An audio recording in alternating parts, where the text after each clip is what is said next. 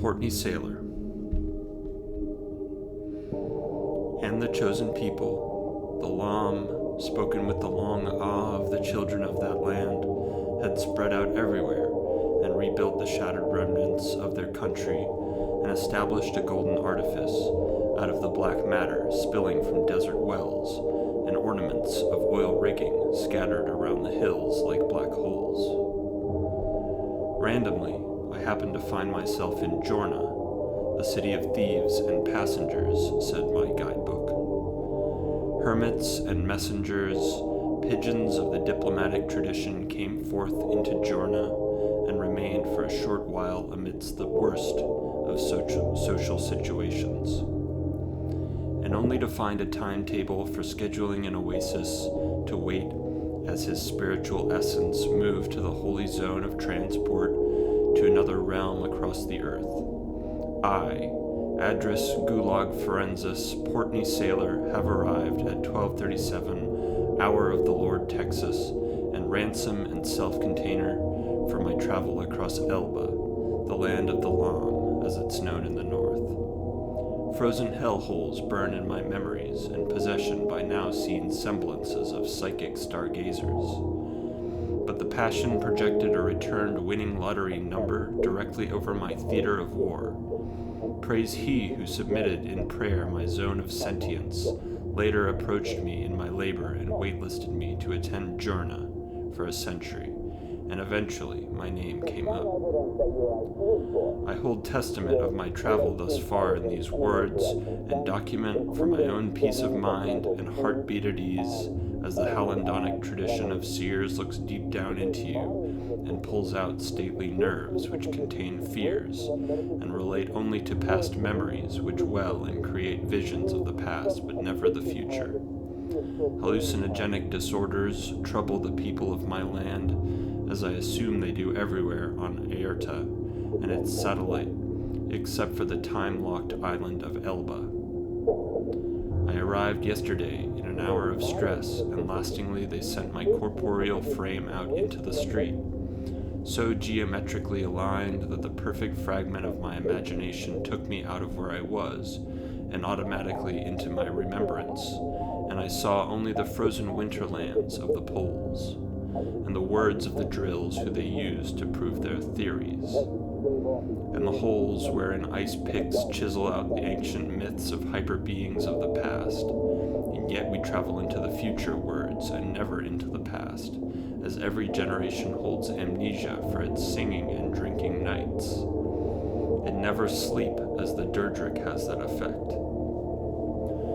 Archaeologically, the features revealed from the frost needed sentience in collaboration for their revelations to come to pass, and so I, for years of night, drank the helix liquor Durdrick, and never slept, but worked to demarcate the great pillars and inverted pyramids of the ice ancients. And aurora constellations up in the skies looked down always on us, in our depressions, along the frozen landscape, and blew winds to chill us, and worked against the warmth of our genetic draft. But Elba was warm, and rather than scientific excavations, they looked and utilized the sun, and rafters rang with subsonic copper rings vibrationally modified to electrically stabilize silicon batteries. New arrivals entered through the porthole of the time lock at Jorna, and wandered out into the street with their luggage and sacks of gadgetry, for relinquishing mind-memory simulation coming back into visuality, i.e., the hallucinations which plagued me from years below the aurora found their way into the brain stems of every other remote country inside the rule of the Gaffas, projecting their influence outside Elba, rather than amidst its own denizens, who think in a free wheel of choice, ordained by the truth of the Lam. The sunny cityscape would appear and alarm me with its bright burning rooftops shaped like brushes painting the sky, and then fade, leaving only the underlying geometrical strivings of the sim, reminding me of the superimposition of my existence in the north. And I had to repeat my mantra again that I was now safe in Jorna, away from the pits of nighttime capitals and desperate ice pickaxes, away from the north and now on the sea, so green with curtailed algae which grows thickly on the waters of this place. The curated nature elephantic trees freely growing in the center of the metropolis and spreading their canopy away, way out to the far ends of the city. The walls and beyond and into the spreading desert nuclear slime mold communicators sinking into the sands and retaining in ropes the data between mind molds of the lamb's chemistry. And the man with the feather cap had met me in the street, and his wings spread out and vanished from my vision, beyond the lines and into a void in which I could not redirect my gaze. I tried not to look. I felt myself longing in a way to wander into these little grids, permeate into everything, around and in my sight, and transform as little triangular energies translate quantum positioning into coded mathematics. And he led me down alleyways among the paintbrush buildings, and understanding their halfway to glory in Jorna, after all, the halfway house of the universe. Re-emerging geocentrism in the distant past, or else the second decade of the new millennial bankruptcy, erupted in Egypt and recalibrated that system.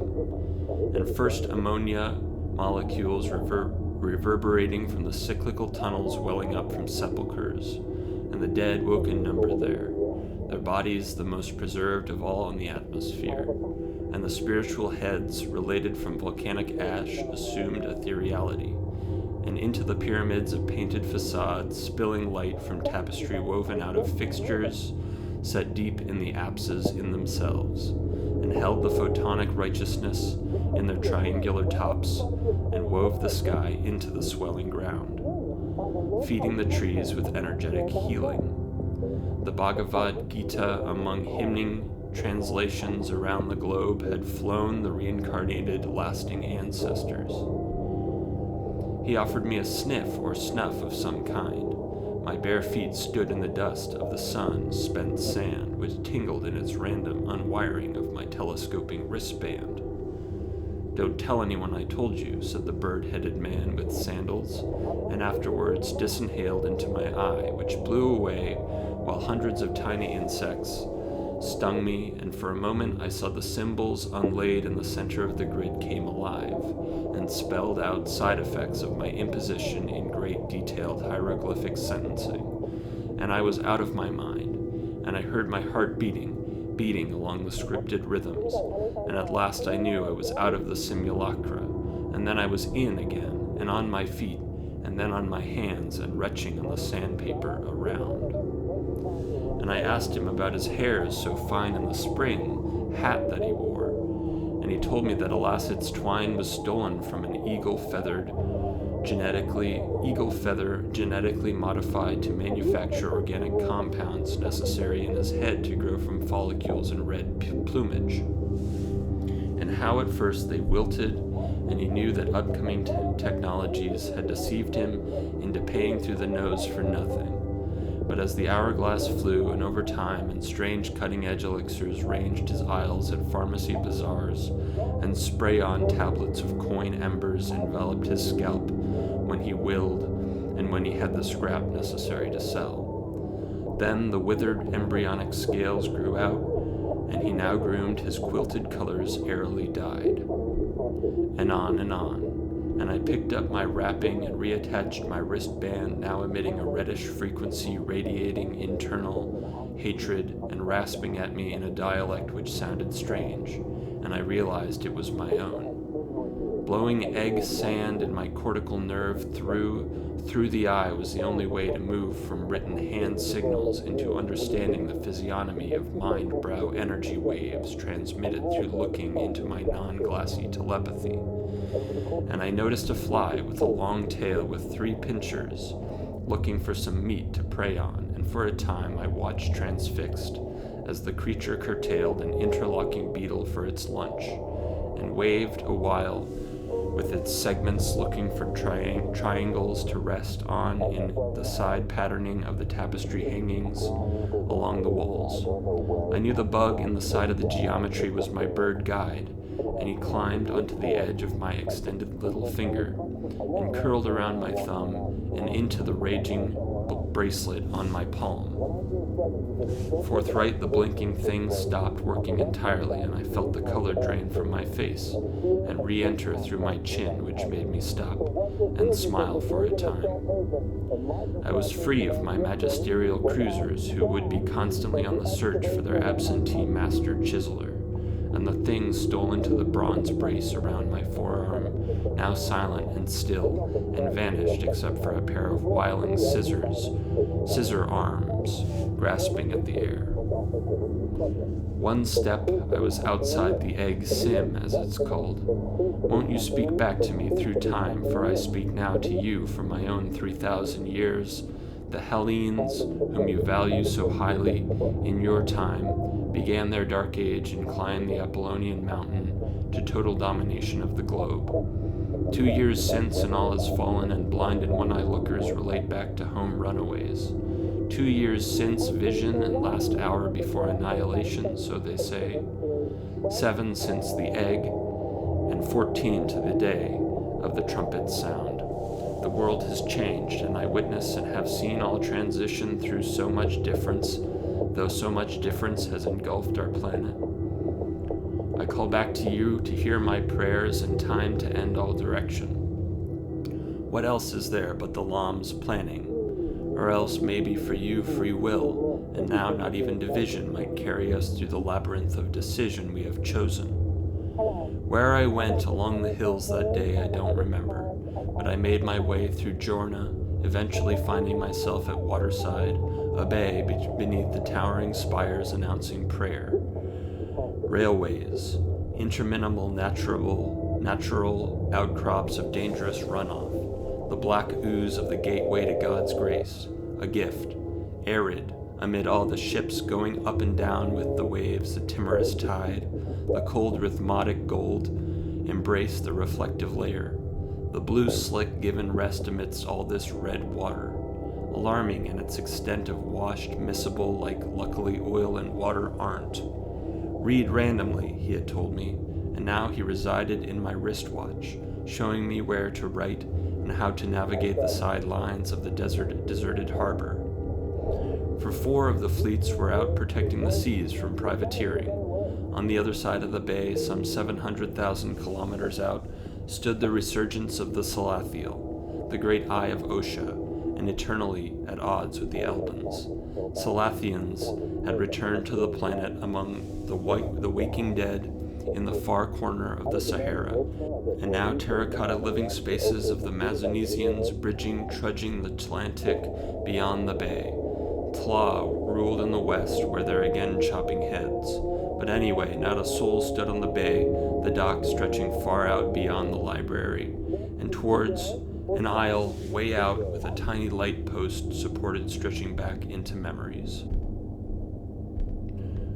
And throughout the day I sat on the dock of the bay and waited. When the sun fell at once in the east, reflected once or twice by the moon, really me and my wristwatch, knew all we could see of Elba, or rather just Giorna, was the geometry and tapestric traditions. What else besides thieves and diplomats boarding ponds and palm trees to travel abroad, and seafaring broadside beasts now telling me the secret through the timetable on my forearm? Where was everyone? I remembered 3 aside in my mannequin oasis traveling to and fro yesterday, and a million working administrators dressed in robes hurrying between semblance screens and transmitting messages with their parrot familiars, some, others with rats or token insect totems. None with gadgetry at all like my trio. And anyway, what happened there, inside the temple brush tip? Where else could anyone be besides? There was work to do in Elba, it seemed, and nothing could happen to stop it. Its cities called prayer, and no one in the streets to hear? Or maybe just in Giorna? Where were the bazaars? Where were the paradisial garden in at night-time neighborhoods that he imagined. Not imaged only, I thought. I had seen it somewhere, before I left. No, that was too soon. It must have been after all that. Where else? In my guidebook, of course. Where had that gone? I checked my purse and rummaged through my luggage. 3 shirts and a coin, plus my massive spare pair of overalls. No guidebook at all. It was gone. I looked around, then looked up at the barren shop lofts amidst stretcher bars of armory scaffolding. Suddenly I saw the moon, and it looked like a silver doubloon out of Tenochtitlan. The inlaid face, protruded and pockmarked, appeared like the sliver of a shield held sideways. Right then, I looked back in my bag and held out the money I had. They had lent me at the entrance to the shop fronts, and dropped it willy-nilly into the vast black oil slick. The weight of the water itself suspended the heavy piece of precious metal, coated stone, and we stood there for a time, the coin and me, until I tried to reach down and pull it out. The water wasn't very low and the dock high, so I could attempt to extend my thumb and forefinger into the primordial soup. I picked it out, and all the gold came with it, leaving only a forged river rock with its inlaid shape of a painted mark. And the stein glowed for a short while, burning ember red, and then went out again. I looked deeper into its queer facade and embossed structural flaws. Inside the rim was a jagged piece of quartz, which mycologically grew mushroom blocks out quite alike with their swooping curved mosques. Cymbeline said, "How do I know it's you? How can I hear you in my head?" "How? By your eye, of course. I know it's you. By my open eyes," she wrote softly, and I heard her clearly, and each word was spelled out solid and true throughout time, along with a lost rhyme coupled with it. What was the rhyme? "And wiser I," she inscribed, and introduced herself. But I knew now so quietly and restingly already Cymbeline, and she led me by the wrist through the opening shop front by the ocean receding slick, and rich cloths and woven moving miracles illustrated therein, rewarding me with the sight that as the night fell, the doors of the apartment opened wide and sock-wearing tunic-bearers sidled along the walls of the enlightening city. Cymbeline said, You can see them now," she wrote, "because of that seal. You've cleaned so slyly by the waterside. But why? You're wrong." And she proved it by taking my hand in hers and raising the stone in my enclosed fist up to my opening eye. And as I envisaged the monolith engraved, and I looked and saw written above what I hadn't thus seen, the word grace, and my face turned and according to my vision saw only white caves of frozen stuff and the same shade as the stone. And renting a rhyme time and again, I sang to the dreaming dirgic drinkers. Fluid flame, swallowed through silver straws, a game of crow's cause follows law and order, sort of like riding down canals in Venice, plumbing depths for tubes and wastes away while we carve out the standings of eternity. Drink the draught of all things. And yanked the stone away from my face, and I was alone again. I wandered down the vacant street, at once alarmed and set aside strain from my recollected transposition vision. And where had these wandering denizens of the city of Jorna, where had this friend or foe flown from me? For a moment only I had seen, and now from looking inside this penny in this world had made me see and taken my sight twice.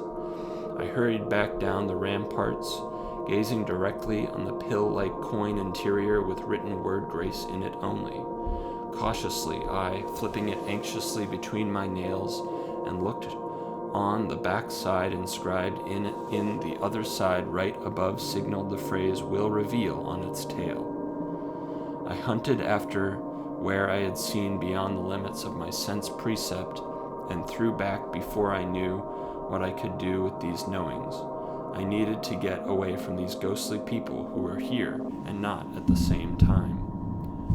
I shambled out onto the dock and wandered aimlessly along its one dimension, and before long I had seen the entire city stretching out above me in its vast complexity to my rear, and before me stood the gleaming lamppost, which also towered thoroughly high enough into the air with glittering lighthouse clearly there. My stamp with oil slick still clutching in my right palm, dripped with blue from my finger trailed, and I pressed on as the moon flew up and around and everywhere, propelled by whatever established egg gadget drew tracers on the night sky, eliminating for several moments any ability to make visible the starry river of Orion. Its yoke held and toted the lunar globe now and reflected its sheen off of the little coin in my unclean hand, and with the same photons bouncing everywhere and splitting off into decaying energies, illuminated with the oils in the waters around the sides of the pier, extended off into the distance a shine similar, and frequencies met at wave functions stopping to radio with one another, paired particulates of quantum tunneling and other jargon emitted through the imposition of math by the Sims calculates. Sunny rays conflicted with my own limited vision and reminded me of the sun lamp rock crystals scattered around the North Pole, and I felt the fantasy coming on strong again to relive the terror of that score, but wrestled in my mind for a moment and only just managed to avoid falling over the boards and into the suspension of shivering night solution. I, the bay, called out to me and to make the decision to stumble and unite with the noxious phosphorescence billowing off the water and tremble as I sank into union with the sea, and I kept my head fixed forward and tread lightly on the creaking wood weathered by the circulatory movements of the moon. I had one notion in my mind, which was to climb the tall light tower and consult those workers still visible in its single-pointed spire with dome and feather-touching sky. I could only assume that there would be there the people I wanted to see in the square, and I wagered against the loss of my now polished pebble coated in slime from the waters slipping it silently in the entrance fee foyer for a tour up the spiral staircase at the end of the long trek to the islet. While no one greeted me to show me through the lighthouse levels, a brick shifted on the wall and held out a receipt for my payment, along with a package which I unwrapped, revealing a shiny new guidebook, the newest addition to the life in Jorna. I read the first paragraph, which said, "Jorna, first tip to free the traveler. From sight. Key included. Douse it, then head to the lighthouse. Got it?"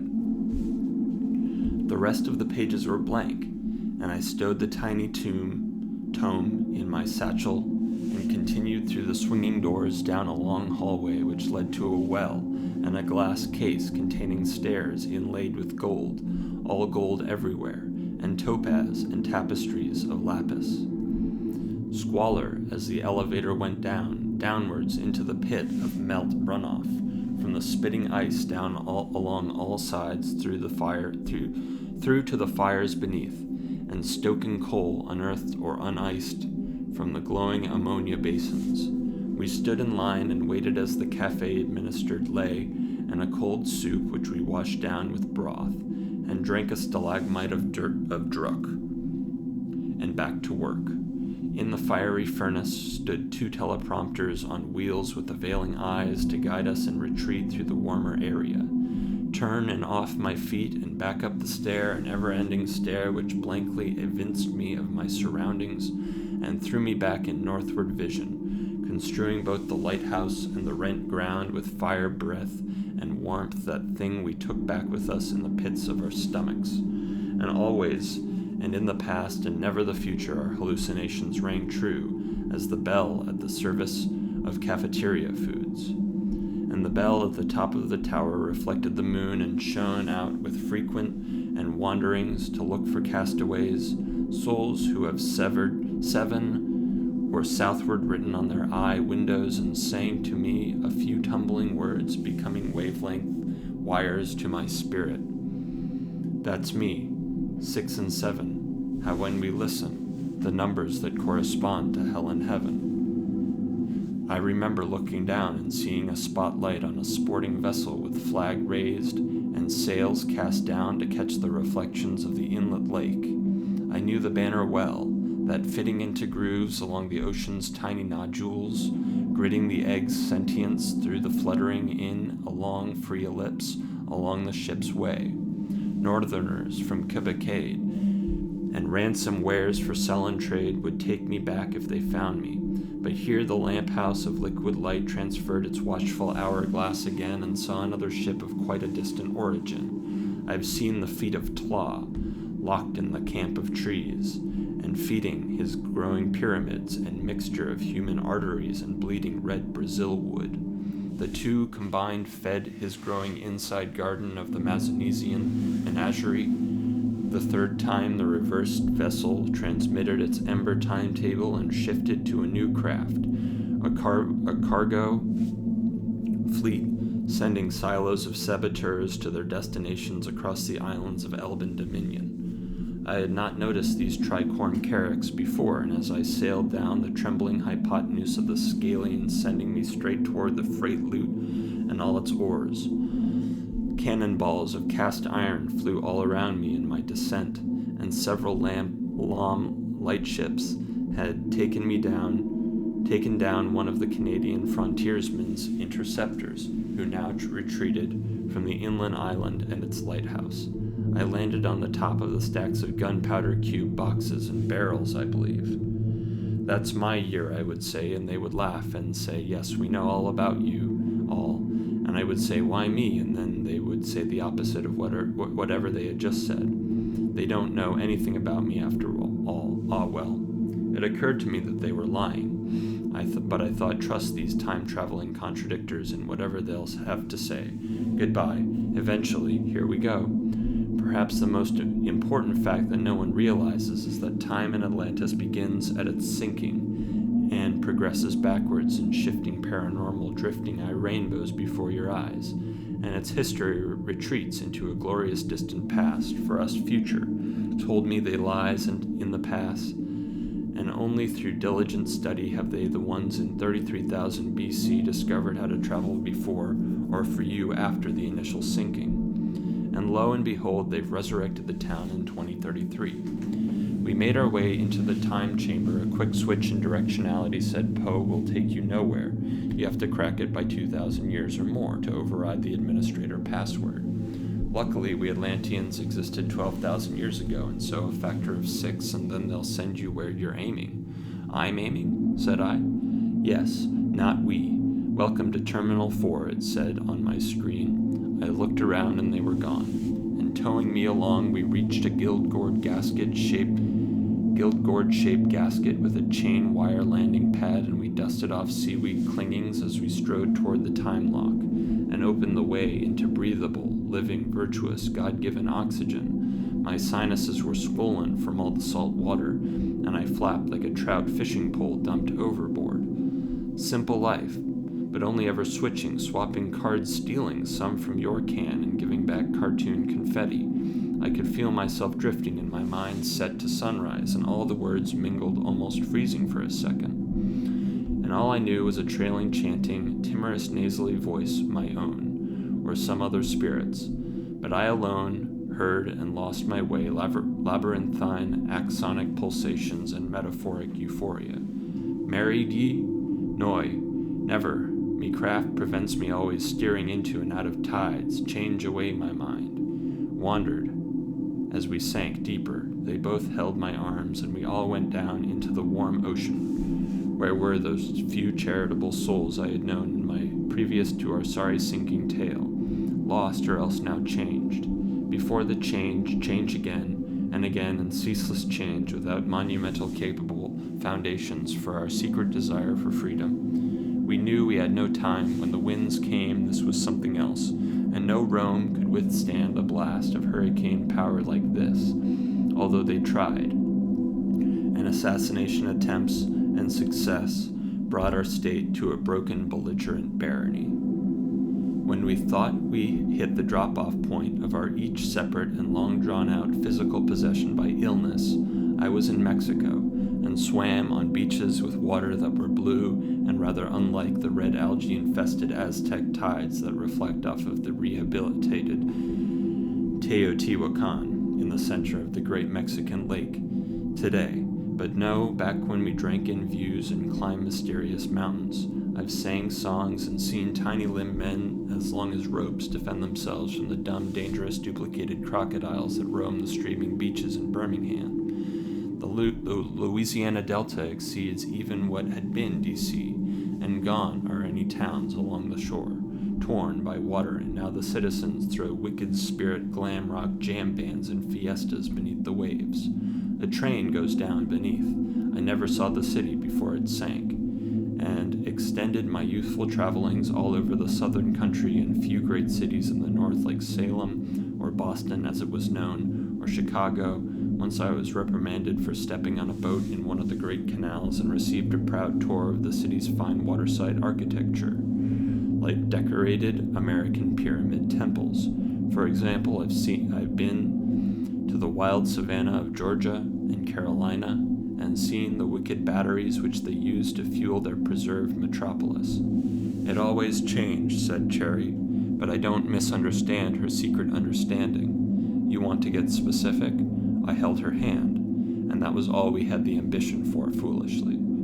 Going back to my house was a source of home feeling in my room, the great escape, which only amplified in the months and years to come and perhaps led to my ultimate blasting off, or out of town. Poe told me why he hadn't killed me was because I looked hungry, and after all it had nothing to do with any prophecy of a green emerald bow tie and white robes, and I found this strange, but he said that I could count him as a friend. And then he smiled, and he and his friend exchanged knowing winks, and then the boat went down beneath the waves. And he took me up on deck, where we passed the severed souls of many Nova Scotian sailors, and some with the heavy branding on their bodies, or old British Columbian compatriots. His fellow, whose name I did not catch, but addressed my captor by the name of Poe, gestured toward the boat, a small dinghy with atomized diamond hull, and so we rowed. But soon I found myself face to face with a figure who was not pasty like a Canuck from Alberta or Wisconsin, but black with raging purple eyes, in line with those stories of Atlantean new men who stayed youthful, and warned me that I should not move or else I would feel his meat cleaver. I stepped, despite myself, into the shining light from the porthole, and flashed the green bow tie in a gesture of meekness. Widening eyes, he said, "Only come with me. The prophecy must begin subsequently." But enough of these zipping sailboat seafarers who traded in volcanic concrete and salt and challenged the Canadian oceanic naval doctrine. By chance I found myself in white robes and green tie in the basement of my ship's destined slavery for me upon arrival, and footsteps coming to find me in my ridiculous outfit, and not in my hammock. Would they saw off my little fingers and tear me in 3 pieces to harvest ATP? But of course, all before the mighty eye of Osir, raised from the sea in Atlantean plastic island of the Sahara, quicksands, exploding waves of African water blew the Mediterranean all over southern France, and nearly all of Italy islands in the Alps, and devastated Paris, and rushed floods in Bavaria, but rose from the old Reichsstadt and returned to the greening Mauritanian mountains. Defenders of Greece and Magyar, old Hunnic territory, cavalry charges to tank radar-seeking drone warfare in unending war in Ukraine, not now against the country of Russia, but now with Chechnya step-tech nomad masters of the mechanisms, since their rediscovered Soma speaking in Pi dialects, received from Confucian 7G radio towers who have simulated mind control in Tibet. The newfound Cairo revival brought back Byzantine icons who showed humans in Rome the light of holy conquest of holy lands outside their borders, and Europe and Asia looked down on the cross's zombified second coming. But Germans and Poles swiftly mingled orthogonal dark practices in medicine, and splayed Italy and France joined with Macedon to swarm new Siberian farmers. Flashback to my youth in 2016 when Trump, from east to west, swept an election. Later, he would from prison wake the dead in number, returning with a holy book which, written in a mysterious decipherable script, he said came from God, and not from internet forums which wrote the new rules of the systemic revivifying of spiritual benefits factions. He was heralded as the new Q, who wrote the initial documents to a few Bible's verses. "King," said I. "Buy me a fast food sandwich, I'm starving," said the other mass of green, and so the arm begrudgingly slouched away. But I noticed a new set of clothes on my slave quarters hammock. Sitting down, I threw on a white robe and a shimmering velvet green bow tie, which fit my neck perfectly. Sudden knocking suggested I hide, and so I fell behind the pyramids of shifting cargo. The decider of my fate was when I turned my head and saw the vessel craft from which I was lying on my back. And looking up, just then a massive green cloud reached down and grabbed me in an emerald Milky Way arm, magically mentioning my name and saying, "From now on I name you Mab, and King will make her see you through the seer of Abel. Tell me, my worrying one, what do you think you will do when your Groenland boat to shore? Canadian supremacy on the northern Cape of Maine and Quebec way outmatched my New Jersey nation-state, and demanded Boston and Venetia and the tribute of sacrificial victims in numbers. Was I captured? When once I awoke from manning simulated single combat, I felt a crack on the back of my head quite unlike my meta-narrative. I woke to great nebulas of flowing Greenland bodies knocking into one another as monstrous gods. Way west, cooler temperatures allow the hemp biologically manufactured over miles and miles of henge benefits of Denver burnings, which heat the growing cold nights and provide an increase in certain molecules through the northern hemisphere. I'm just giving you a backdrop of the place I came from. How it happened we may come to know, but my tour of shared America began in military drilling down machinated canine regiments from northern Canada, the modern frontier since all the ice moved or melted. Groenland wreckage of previous civilization long since passed under fossilized ice melting from the inside out. The northern icebergs were melting once more, and the earth with new terracotta technology could warm itself to provide necessary living condition for the people beneath. I built the dungeons in western PA to deal damage to encroaching Amazon rainforests, a plethora of elephants from imported southern savannas in Carolina and Florida, each a bustling barter economy with terracotta living spaces crawling out and floating far out from the islands. They cauterize and atomize the plastics and concentrate carbons to diamonds, fueling astroturf surfing silicon batteries. Staying starbound, they want to stay at ease with the new Cherokees of inland Arkansas, who've risen from the dead and stream like Peter's tears of rage revenge and renewed radiation treatment program. No vote, they'll toss you to their pelts, which walk like dogs in mythological accuracy, said my 3 coworkers, driving home from catering. There are many spirits who have returned to the land, for example, the ethereal, ephemeral moth men and women of Tidewater River, which flows 20,000 miles through water-sunken D.C. Through 3 years after famine, flood, fury, body diseases, west of our world, but heard in a kind of massive inheritance catastrophe. What a world we have received. Such a knocking down of all-knowing nations scientifically researched and plumbing now useless. The world has shown itself strange, and yet divine, and so divided by collective doubt and spiritual layabouts, possession between now seen semblances of psychic stargazers and shameful hell-raisers.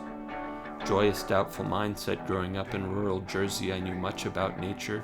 See, when the sea fish migrated shorewise, I went inland and brought boats for the bayou, becoming flood silhouettes from satellites, no tall building. Venice plumbs depths for tubes to waste away, but finds no excess salvageable from previous streets, only canoes. And hovering Daniel, above the city, as feeble fragmentation sheds like beams over NYC. But I knew never of the city, only my infancy in Philadelphia and resultant sergeant-occupied previous power plants in the east. Now nature overlaid by mushrooms like in Nausicaa, perhaps in some realm besides the cordyceps ant mania spread to steppes westward, but only I seemed to be beyond the periphery. When I was 33, I began to travel all over this new world we know now so exactly as we imagined it in the 90s.